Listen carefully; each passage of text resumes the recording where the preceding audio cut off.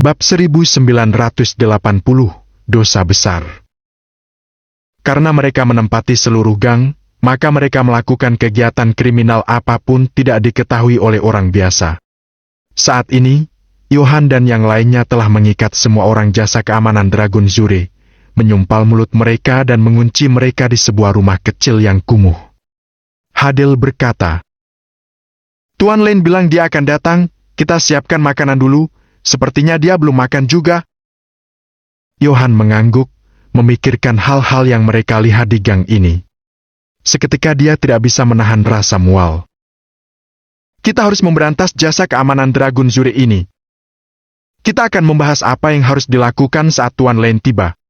Masih ada 100 orang yang berjalan di luar jasa keamanan Dragon Zure. Mungkin kita harus memanggil seluruh anggota jasa keamanan ke sini."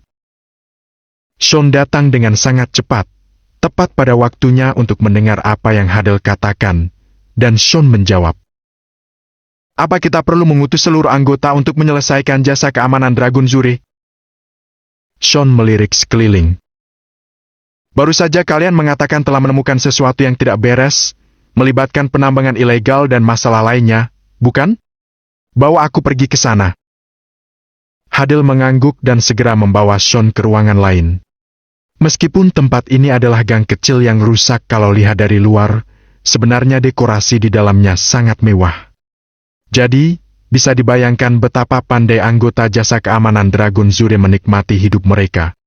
Johan membawa Sean ke sebuah ruangan, tatapan mata Sean tiba-tiba sangat cermat. Melihat sebuah ruangan dengan ubin di lantai dan dinding, dengan meja operasi di tengahnya. Di sebelah meja operasi, ada berbagai peralatan bedah. Gergaji listrik, pisau bedah, tang dan lain-lain tampak tersusun dengan rapi. Ada banyak tempat tidur di sekitar ruangan, di atasnya berbaring beberapa pria yang baru saja diperban, dan masih dalam kondisi koma. Ketika kami datang ke sini, anggota jasa keamanan Dragon Zure memberi mereka perawatan sederhana. Dilihat dari fisik mereka, mereka seharusnya bukan dari jasa keamanan Dragon Zure. Selain itu, kami juga menemukan buku ini, yang mencatat beberapa hal pertambangan." Hadil mengeluarkan buku kecil dari rak yang tampak seperti buku catatan. Sean membukanya untuk melihat bahwa ada catatan jenis kelamin, usia, wilayah, dan lain-lain.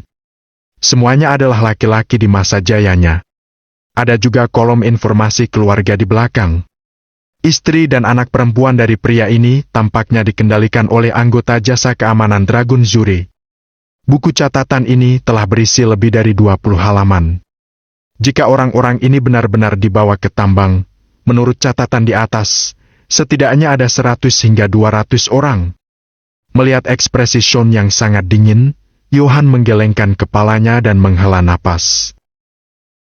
Di halaman terakhir, ada juga informasi tentang perdagangan tambang, kematian akibat pertambangan, serta orang-orang yang dibunuh akibat melawan.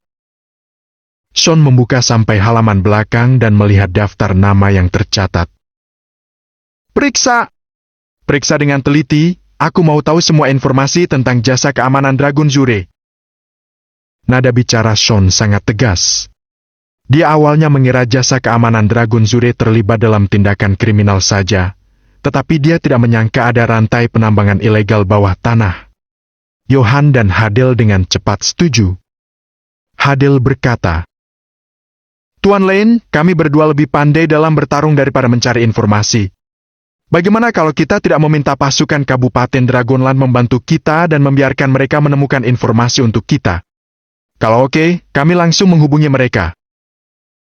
Sebelum Sean berbicara, Johan melengkungkan bibirnya. "Hei, bagaimana kamu, In? Jasa keamanan Dragon Zure telah bercokol di Kabupaten Dragonland begitu lama. Mereka juga telah mencelakai ratusan orang. Begitu banyak orang yang menghilang dan mati di sini. Apa mungkin pasukan di Kabupaten Dragonland masih berani menentang jasa keamanan Dragon Zure? Bisa saja orang di sini telah menjadi kaki tangan dan membantu mereka melakukan itu semua. Kalau kamu benar-benar meminta bantuan mereka, bukankah itu sama dengan memberitahu lawan rencana kita?" Sean mengangguk. Jasa keamanan Dragon Zure bercokol di Kabupaten Dragonland dan menguasai wilayah ini. Pasti tidak akan berhasil untuk meminta bantuan pasukan Kabupaten Dragonland. Aku akan meminta Theo untuk memeriksanya. Johan dan Hadil mengangguk setuju. Sean pun menelpon Theo. Theo sedang melatih penjaga keamanan lainnya untuk berolahraga dan melakukan tugas. Ketika ada panggilan masuk, dia segera mengangkat. Karena jasa keamanan Dragon Zuri ini sangat merepotkan, bagaimana kalau aku mengirim beberapa orang lagi? Jangan sampai kalian kekurangan tenaga saat itu. Sean berkata dengan ringan. Tidak perlu. Kalian tetap berada di kota Northerns, hanya perlu bekerja sama dengan tindakan kami. Kalau perlu, aku akan mengatur untuk tugas kalian. Theo dengan cepat setuju. Oke, Tuan Lain. Butuh waktu lama untuk datang dari kota Northerns. Orang-orang yang dikirim oleh Theo tidak dapat kemari dalam waktu yang singkat. Sean berkata, kita akan beristirahat di sini dulu dan menunggu sampai mereka tiba besok sebelum memulai operasi. Memikirkan beberapa orang yang melarikan diri di gym sebelumnya, Sean berpikir sejenak dan berkata, kalian semua perhatikan, orang-orang yang melarikan diri sebelumnya mungkin mencari bantuan untuk membalas dendam. Jadi, kalian harus lebih waspada. Baik? Mengerti, Tuan Lain? Semua petugas keamanan setuju dan keluar untuk membeli makanan.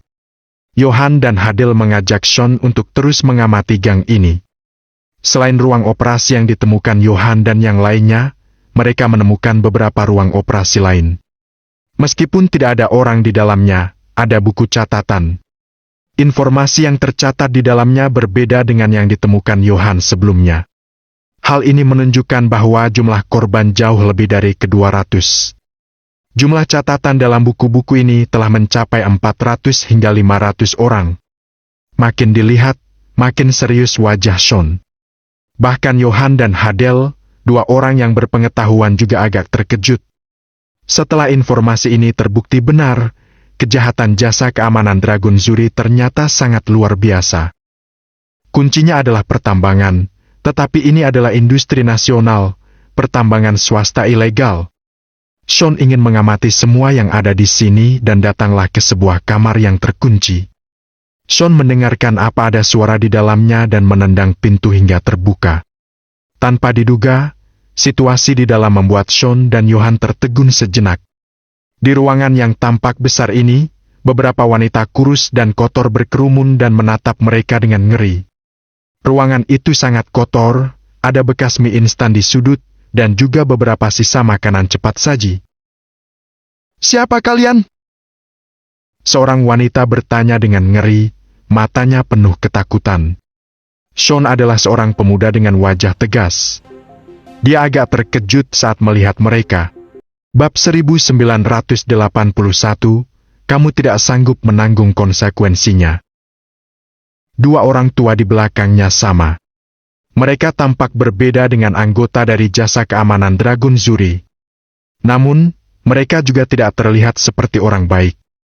Karena takut Sean dan yang lainnya akan menggertak mereka seperti penjahat dari jasa keamanan Dragon Zuri. Bahkan langsung membunuh dirinya. Sean menghela napas. Jangan takut, kami bukan orang jahat. Semua wanita ini memiliki bentuk tubuh yang bagus, tetapi terlihat sangat kurus. Terlihat juga ada luka memar di badan mereka. Beberapa wanita bahkan memiliki bekas tamparan di wajah mereka. Melihat ukuran bekas tamparan, sudah pasti tamparan seorang pria. Mata mereka penuh ketakutan, dan mereka mencoba bersembunyi, mencoba menghindar dari Sean. Sean berbalik dan menutup pintu, berkata di luar pintu. Kalian tinggal di dalam sebentar, aku akan meminta orang untuk membeli pakaian kalian. Sean berbalik, ekspresi wajahnya sangat datar. Namun, aura yang kuat terpancar darinya. Siapapun dapat merasakan suasana hatinya sangat buruk sekarang. Jika ada yang memprovokasi dia saat ini, mungkin akan langsung memukulnya. Johan dan Hadil saling memandang. Hadil mengelus dagunya, menggelengkan kepalanya dan berkata, Aku punya firasat bahwa anggota jasa keamanan Dragon Zuri mungkin akan mati dengan menyedihkan. Johan menambahkan, Tidak perlu kamu bilang, aku juga tahu. Ketika kembali ke kamar semula, petugas keamanan sudah kembali dengan membawa makanan. Sean tidak makan, tetapi berkata kepada mereka, "Kalian pergi membeli beberapa set pakaian wanita, pakaian luar dan dalam. Jangan lupa membeli sepatu, dan juga perlengkapan mandi." Petugas keamanan saling memandang dan berkata, "Tuan Lane, untuk apa membeli pakaian wanita? Ini bukan untuk misi, bukan? Pakaian ini bukan untuk kami, bukan?" Beberapa petugas keamanan saling memandang otot-otot yang menonjol di tubuh mereka. Jika meminta mereka mengenakan pakaian wanita, itu akan menjadi bencana bagi mereka. Hadel melambaikan tangannya. "Jangan khawatir, bukan untuk kalian, tetapi kalau kalian terus di sini, aku jamin bisa jadi untuk kalian." Selama bukan untuk mereka, para penjaga keamanan pergi dengan rela, sambil tersenyum pada Hadel. Sean melihat kotak makanan cepat saji di atas meja dan berkata kepada yang lain, "Kalian makan dulu, aku pergi menemui anggota jasa keamanan Dragon Zure."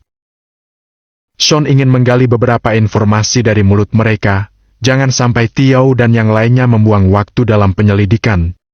Saat membuka pintu yang tertutup, 20 hingga 30 pria berbadan besar dengan tangan dan kaki terikat sedang duduk di lantai. Mulut mereka ditutup kain dan diikat di belakang kepala mereka. Sean berjalan mendekat dan memotong kain di mulut seorang pria dengan pisau. "Aku ingin bertanya, kalau bisa bekerja sama dan mengatakan yang sebenarnya, mungkin kamu bisa keluar dari sini dengan selamat." Saat Sean berbicara, dia meletakkan kapak yang dibawa dari luar di samping kakinya, sambil tersenyum sinis padanya.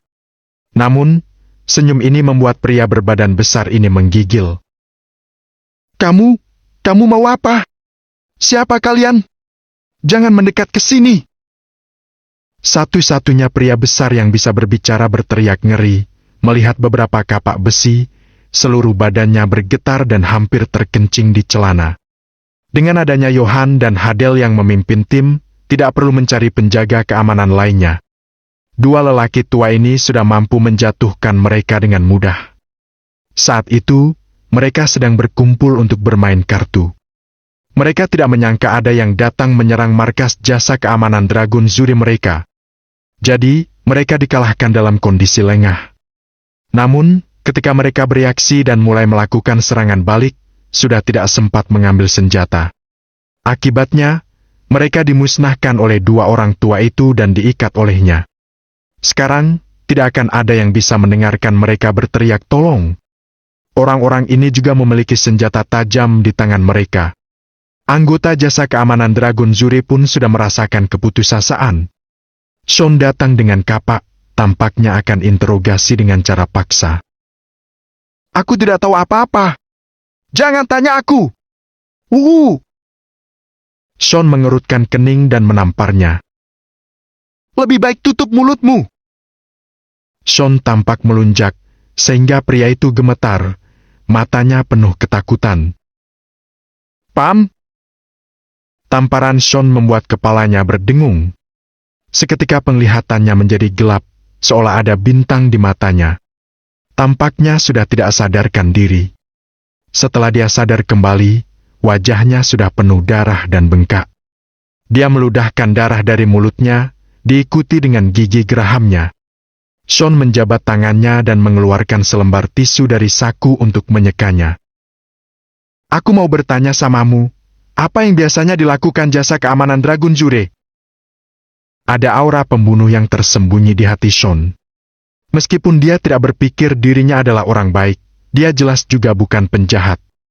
Menghormati yang tua, mencintai yang muda dan merawat yang lemah, dia akan tetap melakukannya. Jika dia menemui ketidakadilan, dia tidak akan berdiam diri. Untuk keberadaan seperti jasa keamanan Dragon Zure yang menggertak kelompok yang kurang beruntung, Sean tidak akan memaafkannya. Dia selalu menghukum, memusnahkan dan membasmi penjahat di dunia. Sean mengatakan perbuatan jahat yang biasanya dilakukan oleh jasa keamanan Dragon Zure, dan pria besar itu pun terkejut. Dari kata-kata dan perbuatan Sean bersama rombongannya, jelas orang-orang ini datang untuk membasmi mereka. Kemungkinan orang-orang ini ada kebencian yang dalam terhadap mereka, dan bukan kelompok resmi yang layak. Jika tidak, mereka akan ditangkap dan diadili oleh hukum, bukan dikurung di sini. Namun, orang-orang seperti itu yang paling menakutkan. Karena kalau ditangkap dan dikurung, mereka masih bisa selamat. Selama mereka menghubungi tuan mereka masih bisa bebas berkeliaran. Namun, di tangan orang-orang ini, mereka sangat mungkin akan dibunuh. Begitu mereka mati, mereka benar-benar tidak punya apa-apa lagi. Pria itu masih ingin berjuang. Jasa Keamanan Dragon Zure kami adalah organisasi resmi, tidak akan melakukan hal-hal ini. Sean menampar muka pria itu. Sebaiknya kamu berpikir dulu sebelum omong, kalau tidak, kamu tidak akan sanggup menanggung konsekuensinya. Aku akan memberimu petunjuk, menambang, wanita. Sean mengambil kapak dan menimbangnya. Setidaknya 7 atau 8 kati kapak tampaknya tidak memiliki beban di tangannya.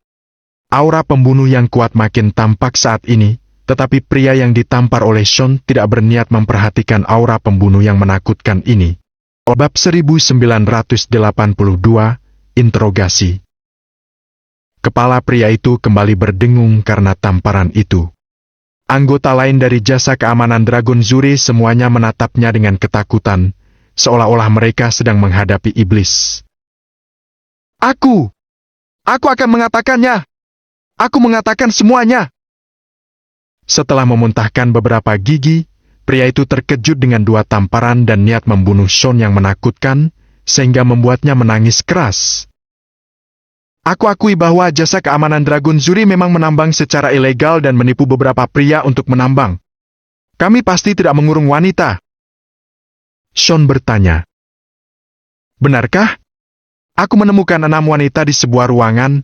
Bukankah mereka dikurung oleh kalian? Tuan! Wanita-wanita itu istri dari teman-teman kami. Hanya saja wanita-wanita ini tidak bijaksana dan menipu teman-temanku di luar, jadi mereka dikurung. Kami benar-benar tidak menculik wanita. Pria besar itu menangis dan berkata, dia juga ingin mengurangi dosa dirinya, sehingga mengarang secara sembarangan. Namun, bagaimana mungkin Sean percaya dengan omong kosongnya? Dia mengulurkan tangan dan menjentikkan pegangan kapak besi, mengeluarkan suara yang tajam. Pria besar itu tiba-tiba bergetar lagi, bibir dan giginya bergetar naik turun. Darah bercampur air liur mengalir keluar dari mulutnya. Sumpah, apa yang aku katakan itu benar? Apa yang kamu katakan itu benar atau tidak, aku bisa menilai. Sean terus memainkan kapak besi besar. Kalau kamu sudah bosan hidup, aku pikir orang lain seharusnya masih ingin hidup. Kemana pria-pria itu menambang, dan apa identitas asli wanita-wanita itu? Aku akan memberimu kesempatan terakhir. Kata-kata Sean seperti palu yang memukul seorang pria. Tidak apa-apa untuk tidak menjawab, tetapi hasil dari jawaban orang lain tidak bisa dibayangkan. Aku jujur. Mental pria itu makin jatuh, dia langsung mengakui semuanya. 10 menit kemudian, Sean mematikan rekaman di ponsel dan mengangguk. Aku akan meminta seseorang memverifikasi berita ini. Kalau tidak benar, kamu tahu akibatnya. Dia berbalik dan berjalan keluar. Petugas keamanan yang kebetulan keluar untuk membeli pakaian juga kembali.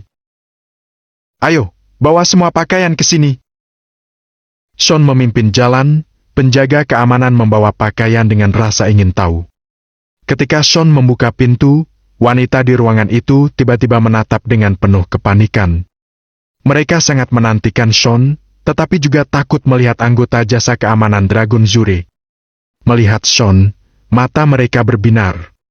Sean berdiri di depan pintu dan melihat kakinya. Dia mengulurkan tangan di belakangnya dan mengambil beberapa tas pakaian di tangannya. Ini pakaian yang aku belikan untuk kalian. Silakan diganti. Sean melemparkan pakaian itu, dan saat ini, penjaga keamanan menyadari bahwa ada wanita di sini. Melihat lingkungan tempat mereka tinggal, tampak sangat menyedihkan. Seorang penjaga keamanan berkata, Jasa Keamanan Dragon Zure ini benar-benar brengsek. Sama-sama manusia, mengapa mereka bisa melakukan hal-hal yang lebih rendah dari binatang? Mereka tidak hanya brengsek, Mereka benar-benar tidak bermoral. Penjaga keamanan bergabung di jasa keamanan Optimus tentu memiliki pandangan yang sangat positif dan benar. Apalagi sebagai pria sejati, mereka tidak bisa membiarkan orang lain menindas yang lemah. Seorang penjaga keamanan bertanya dengan marah. Tuan Lane, apa yang harus kita lakukan kalau kita menangkap anggota jasa keamanan Dragon Zure? Ya, Tuan Lane, mereka telah melakukan hal yang tidak masuk akal ini. Kalau mereka mati dengan mudah, atau hanya mengurung mereka di penjara, rasanya sangat tidak adil bagi para korban itu. Sean mendengarkan kata-kata marah dari penjaga keamanan dan mengangguk setuju. Orang jahat memang harus diberikan pelajaran. Tapi, karena tidak ada yang bisa mengadili, maka kita harus melakukan sesuatu. Kata-kata Sean jelas sangat memuaskan mereka. Beberapa penjaga keamanan mengangkat tampak tidak sabar menghadapi lawannya. Tuan Lane, tolong biarkan kami mengambil tindakan kepada orang-orang ini. Aku sudah tidak sabar ingin memberi mereka pelajaran. Mendengar ini, Sean mengangguk dan berkata, Baiklah, ini kesempatan bagiku untuk melihat hasil pelatihan kalian. Saat ini, pintu di belakang mereka berdiri terbuka. Wanita yang sudah mengganti pakaiannya pun keluar dengan takut-takut. Mendengar apa yang dikatakan Sean dan yang lainnya, beberapa wanita juga menangis. Dengan penuh kebencian berkata, Bos jasa keamanan Dragon Zure adalah seorang pria yang berusia 50 hingga 60 tahun, tetapi terlihat berusia sekitar 30 hingga 40 tahun. Dia sangat kuat. Orang ini punya keberanian besar, dan kekuatannya juga luar biasa. Walau dia melakukan kejahatan, tidak mudah ditemukan. Kami ini rakyat dari pedesaan. Kami membawa keluarga kami untuk mencari pekerjaan. Para pria ditipu untuk menambang oleh mereka. Kami juga tidak bisa mendapatkan uang. Beberapa anggota keluarga pria datang untuk membuat masalah sebelumnya dan dipukul oleh mereka. Sepertinya aku pernah mendengar mereka mengatakan ingin menjual kami ke pegunungan. Kalau kalian tidak datang, kami akan dijual. Seorang penjaga keamanan menepuk dadanya dan berkata, Jangan khawatir, kami dari jasa keamanan Optimus yang sangat kuat. Tuan Lane, Tuan Johan dan Tuan Hadel juga luar biasa kuat, lebih dari cukup untuk menghadapi bos jasa keamanan Dragon Zure. Melihat beberapa wanita keluar saat ini, Sean berkata, Kami belum menangkap semua orang dari jasa keamanan Dragon Zure, di luar masih agak berbahaya. Jangan keluar dulu. Tetaplah di sini, dan tunggu sampai semua orang dari jasa keamanan Dragon Zure ditangkap. Para wanita saling memandang, menarik napas dalam, dan berkata dengan penuh terima kasih. Oke, kalau begitu terima kasih. Omong-omong, boleh tahu nama kalian? Kalian tidak perlu menanyakan nama, asalkan kalian tahu bahwa kami dari jasa keamanan Optimus. Tak lama kemudian malam sudah tiba. Sean dan yang lainnya memesan hotel kecil untuk satu malam saja. Hari ini, mereka akan beristirahat di kantor pusat jasa keamanan Dragon Zure. Pada malam hari, penjaga keamanan lainnya tertidur. Hanya Sean, Johan dan Hadel yang duduk di kamar dan tidak beristirahat. Cahaya bulan nan terang menerangi ruangan di mana mereka berada. Hadel memegang secangkir kopi dan bertanya, Menurutmu, apa mereka akan datang? Johan melirik keluar. Entah juga, mungkin saja terlalu takut dengan kekuatan kita, sehingga tidak berani menyerang. Sean meletakkan cangkir kopi dan berkata, Mereka akan datang. Hadel mengangguk dan berkata dengan setuju. Benar, orang yang melarikan diri tadi pasti mencari bantuan. Kemudian, memberitahu bos mereka untuk kembali menyelesaikan masalah dengan kita. Bab 1983, Serangan Malam. Anggota jasa keamanan Optimus yang terluka sudah pergi ke rumah sakit. Tidak ada gunanya mencari mereka. Sebaliknya, ada lebih dari 20 sandera di markas. Anggota jasa keamanan Dragon Zure pasti akan datang untuk menyelamatkan mereka. Jadi, tunggu saja di sini. Johan juga mengangguk dan berkata, Hanya masalah waktu, jika seseorang berani datang, maka mereka tidak akan bisa pergi dengan selamat. Selain itu, kita harus mengorek lebih banyak informasi dari mulut mereka. Angin bertiup di malam hari. Suara angin juga menutupi banyak suara dari gerakan kecil. Setelah beberapa saat, telinga Sean bergerak dan dia berbisik. Ada orang datang. Hadel dan Johan juga mendengarnya dan mengangguk dengan waspada. Sean mengangkat dagunya. Pergi periksa ke sebelah.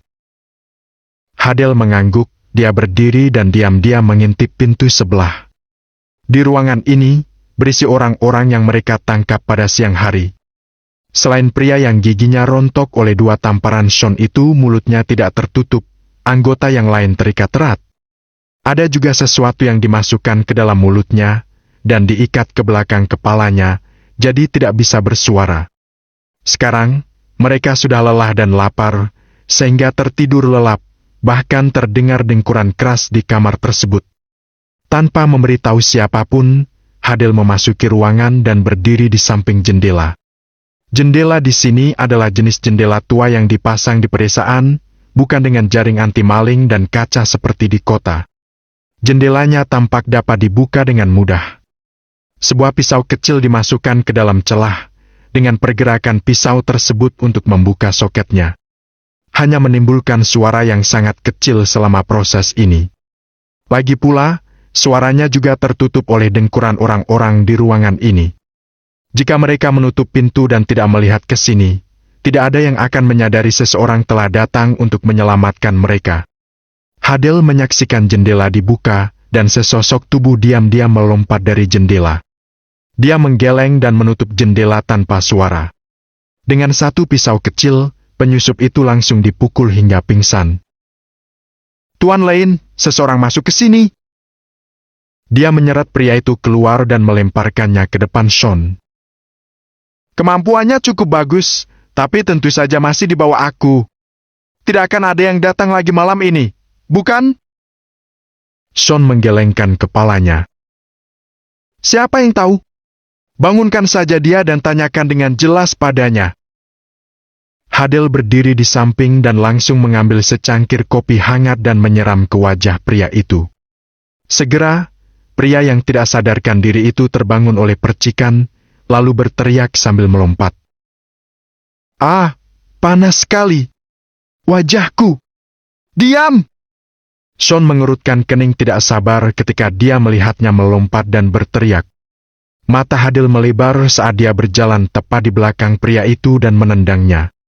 Pria itu ingin memaki, tetapi malah langsung dicekik oleh Hadel. Hadel bertanya, "Kamu bukan satu-satunya di sini untuk menyelamatkan orang, bukan? Selain kamu, siapa lagi yang ada di sini malam ini? Aku tidak akan mengatakannya. Kalau berani, silakan menunggu saja. Ketika Tuan Wayland datang nanti, kamu pasti akan berlutut di kakiku dan meminta ampun padaku." Pria itu tertawa. Hadel mengerutkan kening, lalu langsung menginjak betisnya. Hanya mendengar suara kretak, betis pria itu langsung patah. Mata pria itu melotot, jeritan memenuhi satu ruangan. Namun, ini malam hari, jika membiarkan dia berteriak di sini, entah berapa banyak orang yang akan terganggu. Hadel langsung menggunakan tangannya untuk membuat leher pria itu tersangkut. Lolongan tersangkut di tenggorokannya, dan dia sudah tidak bisa bernapas. Hadel bertanya, "Kamu bukan satu-satunya di sini untuk menyelamatkan orang, bukan? Selain kamu, siapa lagi yang ada di sini malam ini? Aku tidak akan mengatakannya. Kalau berani, silakan menunggu saja. Ketika Tuan Wayland datang nanti, kamu pasti akan berlutut di kakiku dan meminta ampun padaku." Pria itu tertawa. Hadel mengerutkan kening, lalu langsung menginjak betisnya. Hanya mendengar suara kretak, betis pria itu langsung patah. Mata pria itu melotot, jeritan memenuhi satu ruangan. Namun, ini malam hari, jika membiarkan dia berteriak di sini, entah berapa banyak orang yang akan terganggu. Hadel langsung menggunakan tangannya untuk membuat leher pria itu tersangkut. Lolongan tersangkut di tenggorokannya, dan dia sudah tidak bisa bernapas. Pria itu memutar matanya dan terus meronta. Johan tersenyum dan berkata dengan nada dingin, "Aku tahu kalau kamu tidak akan mengatakannya. Kamu seharusnya datang untuk menyelamatkan orang-orang ini. Setelah menyelamatkan mereka, kamu akan mengirim pesan kepada orang-orang di luar dan meminta mereka untuk mengepung bersama, bukan?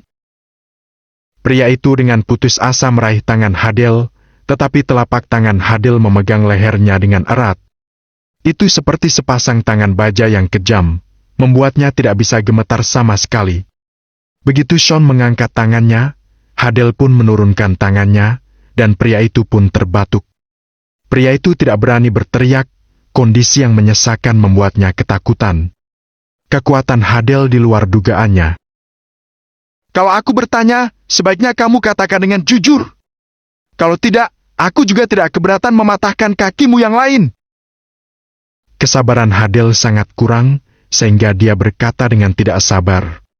Sambil mengancam dia meletakkan kakinya di atas kaki pria satu lagi. Merasakan tekanan dari kaki, pria itu yakin jika dia menolak untuk menjawab saat ini, maka lelaki tua itu pasti akan mematahkan kakinya lagi. Aku akan mengatakannya. Ya, hari ini kalian tiba-tiba menyerang pusat dan markas jasa keamanan Dragon Zure, membuat kami agak terkejut. Kalian bahkan menangkap 20 hingga 30 anggota kami. Tapi, jasa keamanan Dragon Zure kami sangat kuat, masih ada orang yang mendukung kami, jadi kami mencari bantuan. Pada saat ini, Tuan Wailan sedang menunggu jawabanku di luar gang. Selama aku menyelamatkan para sandera ini, kalian tidak punya bahan untuk mengancam kami. Pada saat itu, Tuan Wailan saja sudah bisa menghancurkan kalian semua. Oh, siapa itu Tuan Wailan? Kedengarannya dia cukup kuat. Hadel tampak tertarik sambil mengelus dirinya. Hadel juga merupakan sosok tingkat Mahaguru, berkali-kali dia dihormati sebagai Mahaguru. Apakah Tuan Wailan yang dikatakan orang ini juga seorang ahli bela diri? Jika kekuatannya sangat tinggi, dia ingin bertarungnya untuk melihat siapa yang lebih kuat. Pria itu buru-buru berkata, "Kami tidak tahu asal-usul Tuan Wailan, tetapi dia adalah teman baik bos kami. Bos kami mengatakan, walau dia tidak ada di sana, kalau sesuatu terjadi di jasa keamanan Dragon Zure, tolong minta Tuan Wailan ini untuk membantu, karena dia pasti bisa menyelesaikannya." Johan mengangguk. Selain Tuan Wailan ini, berapa banyak orang yang datang? Apa orang yang melarikan diri di siang hari juga sudah kemari? Ada. Tuan Wailan memarahi mereka dan membawa mereka ke sini untuk membiarkan mereka memperbaiki perbuatan mereka. Hadel mengepalkan tinjunya dan berkata pada Sean, "Tuan Lane, serahkan Tuan Wailan ini padaku. Biarkan aku pergi menghadapinya." Sean berdiri dan berkata, "Aku bisa menyerahkannya padamu, tapi mari kita pergi dan melihat seberapa kuat Tuan Wailan ini. Ikat dia, gabungkan dia dengan orang-orang itu. Panggil anggota lainnya, dan biarkan mereka berjaga di sini. Kita bertiga keluar untuk melihat seberapa kuat orang yang disebut Tuan Wailan ini." Pria itu diikat. Dia belum sempat senang karena tidak dibunuh. Johan telah menginjak-injak kakinya tanpa ampun. Mendengar suara kretak, betis pria itu terpelintir. Mata pria itu melotot, ekspresi kesakitan pun tampak di muka, tetapi mulutnya ditutup kain dan diikat di belakang kepalanya.